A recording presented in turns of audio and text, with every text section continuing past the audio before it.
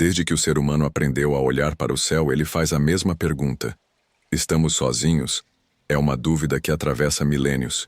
Queimamos incenso para os deuses do céu, construímos pirâmides alinhadas com as estrelas, escrevemos mitos e, mais recentemente, apontamos telescópios para o cosmos. Hoje chamamos isso de vida extraterrestre. Mas a pergunta continua sendo a mesma. Se o universo é tão vasto, onde estão eles? Porque nunca apareceram com clareza? Ou será que já apareceram? O universo é imenso demais para o silêncio fazer sentido. Existem aproximadamente 2 trilhões de galáxias no universo observável. Cada galáxia com bilhões de estrelas. Cada estrela com potencial para abrigar planetas. E muitos desses planetas com condições semelhantes à Terra. Só na Via Láctea, nossa galáxia, estima-se que existam mais de 40 bilhões de planetas potencialmente habitáveis. Mesmo que uma fração mínima deles abrigue vida inteligente, ainda seriam milhões de civilizações e, mesmo assim, silêncio. Nenhuma mensagem, nenhuma nave pousando na frente da ONU. Nada definitivo. Esse é o famoso paradoxo de Fermi. Se o universo está cheio de vida, por que ninguém nos visita? Ou será que visitam, mas não percebemos? Há quem diga que tudo isso é fantasia, que é superstição moderna. Mas e se a verdade for o oposto? E se os sinais sempre estiveram aqui, diante dos nossos olhos, e fomos nós que escolhemos ignorá-los? Desenhos em cavernas com seres de cabeças grandes e olhos ovais. Relatos antigos de carros de fogo voando pelos céus. Textos sagrados que descrevem visitas de entidades celestiais. Nos Vedas hindus, há relatos de vimanas, naves voadoras, dos deuses. Na Bíblia, Ezequiel descreve uma estrutura flamejante, com rodas dentro de rodas, vinda dos céus. Seriam metáforas? Ou seriam tentativas primitivas de descrever algo real? Talvez a humanidade nunca esteve sozinha. Talvez ela apenas não entendeu o que via. Avistamentos não são novidade. Durante a Segunda Guerra Mundial, pilotos dos 2 lados relataram esferas brilhantes voando ao lado dos aviões. Eles as chamavam de Foo Fighters. Ninguém sabia o que eram. Não eram nossos. Nem deles. Em 1947, Roswell entrou para a história como o primeiro grande caso moderno de queda de OVNI. O governo disse que era um balão meteorológico. Depois disse que era um experimento secreto. Mas testemunhas falam de destroços, metálicos, corpos estranhos e ameaças para manter o silêncio. E Roswell foi apenas o começo. Desde então, milhares de relatos se acumularam. Pilotos de aviões comerciais, astronautas, oficiais de exércitos, todos descrevendo objetos que voam mais rápido do que qualquer avião, que mudam de direção sem respeitar a física, que desaparecem sem deixar rastro. Eles estão nos céus. Mas por que ninguém fala sobre isso? Em 2017, o que antes era riso, virou realidade. O Pentágono confirmou. Existem vídeos oficiais de objetos não identificados gravados por caças da Marinha dos Estados Unidos. São os famosos vídeos do Tic Tac, Go Fast e Gimbal. Esses objetos faziam manobras impossíveis. Aceleravam de 0 a milhares de km em segundos. Giravam no próprio eixo. Eram invisíveis ao radar. E tudo isso registrado pelas câmeras mais modernas do mundo. O governo chamou de UAPs, fenômenos aéreos não identificados.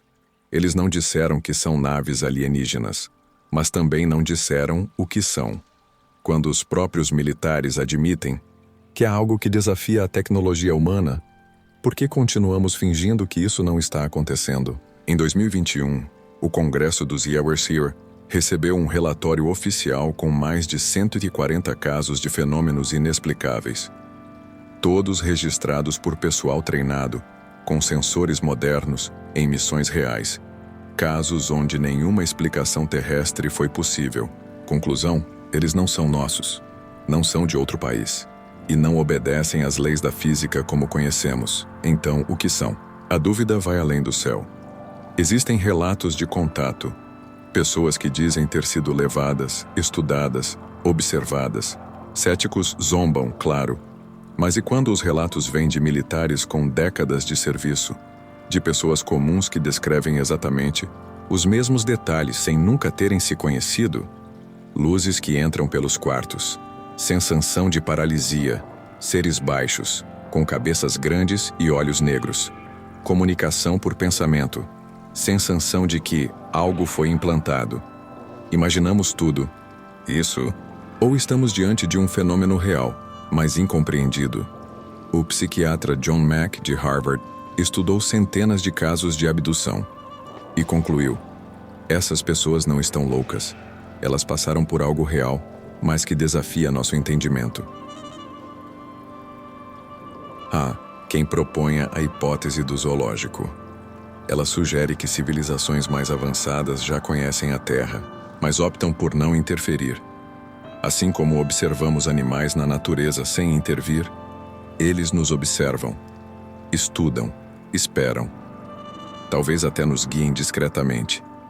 Isso explicaria os avistamentos rápidos, as naves que somem em segundos, o porquê de nunca pousarem na frente das câmeras. Eles estão aqui, mas escolhem não aparecer. Por quê? Talvez porque não estamos prontos. Talvez porque querem que descubramos por nós mesmos. Ou talvez porque somos parte de um experimento maior. Outros dizem: e se eles não forem de outros planetas? E se forem de outras dimensões, universos paralelos, realidades que coexistem com a nossa? Seres que não viajam no espaço, mas entre planos. Isso explicaria os desaparecimentos instantâneos, os relatos de distorção temporal, a comunicação mental. A física moderna já admite que outras dimensões podem existir. E se esses seres dominaram a ciência que ainda nem compreendemos? Eles não vieram de longe, sempre estiveram aqui, apenas em outro plano. Então, por que esconder tudo isso? Por que governos do mundo inteiro evitam o assunto? Por que a mídia ridiculariza? Por que tantas testemunhas são desacreditadas? Simples: controle. A revelação de que não estamos sozinhos abalaria estruturas.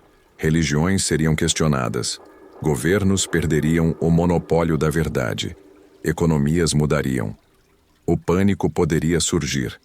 Manter tudo como teoria da conspiração é mais conveniente, mas a verdade escapa pelas frestas.